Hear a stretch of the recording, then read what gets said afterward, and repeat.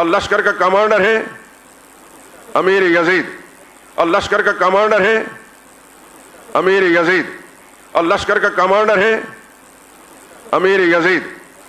اللہ نے ان باپ بیٹوں کے اندر یہ صلاحیتیں رکھی تھیں۔ آپ کے لیے وہی رائے بہتر ہے جو میری رائے ہے کہ چپ کر کے خاموشی سے بیٹھ جاؤ، نہ لعنت اللہ علیہ کہو اور نہ رحمت اللہ، کیونکہ اگر لعنت اللہ علیہ ہوا تو رحمت اللہ علیہ کہنا قیامت کے دن گلے پڑ جائے گا، اور اگر وہ نکلا لعنت اللہ تو پھر اگر وہ نکلا رحمت اللہ تو پھر لعنت اللہ علیہ کہنا قیامت کے دن کیا پڑ جائے گا؟ گلے۔ تو اس لیے بہتر ہے اجمالی بات کی جائے کہ جو بھی حضرت حسین کے قتل میں کربلا میں شریک تھا، کروڑہ لعنت اس کے اوپر، بس کون تھا ہمیں نہیں، مجھے نہیں پتا کم از کم، یعنی آپ یہ کہہ سکتے ہیں مجھے نہیں، اور اگر آپ کو پتا ہے تو پھر دونوں کتابیں پڑھیں آپ، جو اشاعت و توحید کے علماء نے اس کے حق میں لکھی ہیں، یہ بعض سلفی علماء نے بھی لکھی ہیں، وہ بھی پڑھیں آپ، اور اس کے مخالف بھی پڑھیں، پھر ایک رائے قائم کر کے آپ کو کلپ بازی کی۔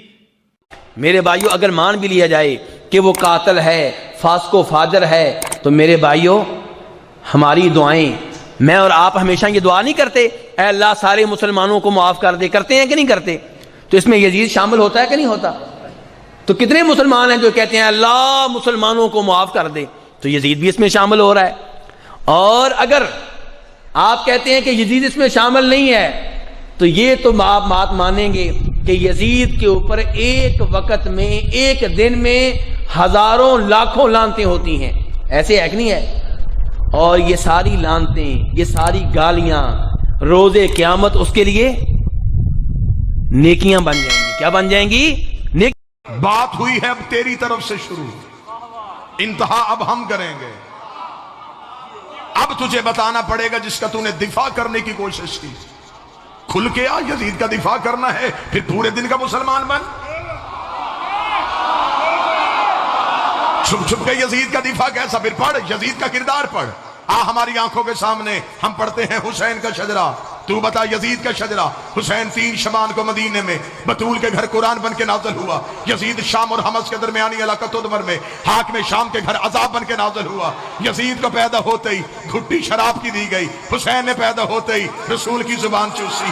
یزید کا نانا بجدل عیسائی خاندان سے تھا، حسین کا نانا سید المرسلین ہاشمی خاندان سے تھا۔ یزید کی ماں میسون جس کے ناچ گانے کو پسند کر کے حاکم شام نے اس کے ساتھ نکاح کیا تھا، حسین کی ماں وہ زہرا تھی جو ایک لمحے کے لیے سجدے سے فراموش رہی، جس کے حیا کا نام قرآن تھا، جس کے نوکر کا نام جبرائیل تھا۔ یزید کا دادا ساری زندگی مخالفت رسول کرتا رہا، حسین کا دادا ابو طالب ساری زندگی حفاظت رسول کرتا رہا۔ یزید کی دادی ہندا جس نے رسول کے چچا حمزہ کا کلیجہ چبایا، حسین کی دادی فاطمہ بنت اسد جس کی قبر میں رسول لیٹا، جس کو کفن محمد کے کرتے کا ملا۔ یزید کا ایک ہی بھائی تھا جو پاگل ہو کے مر گیا، حسین کا بھائی حسن مسند امامت کا تاجدار بن گیا۔ یزید کا شجرہ خبیثہ تھا، حسین کا شجرہ طیبہ تھا۔ یزید فاسق تھا، میرا حسین روزے دار تھا۔ یزید فاجر تھا، حسین نمازی تھا۔ اس لیے 26 رجب کو ولید کے دربار میں کھڑے ہو کے حسین نے یہ جملہ کہا تھا، اور ولید لکھ یزید سے میں تیری بیعت کروں تو کروں کیسے؟ میرے بابے جیسا تیرا بابا نہیں، میرے دادے جیسا تیرا دادا نہیں، میری ماں جیسی تیری ماں نہیں، تجھ جیسا میں نہیں، مجھ جیسا تو نہیں۔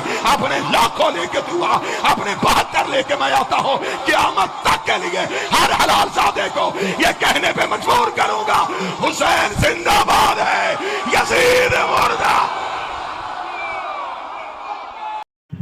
ہمارے ویڈیو کو پانے کے لیے IT اسماعیل 786 کو سبسکرائب کرنا نہ بھولے۔ آپ کو اللہ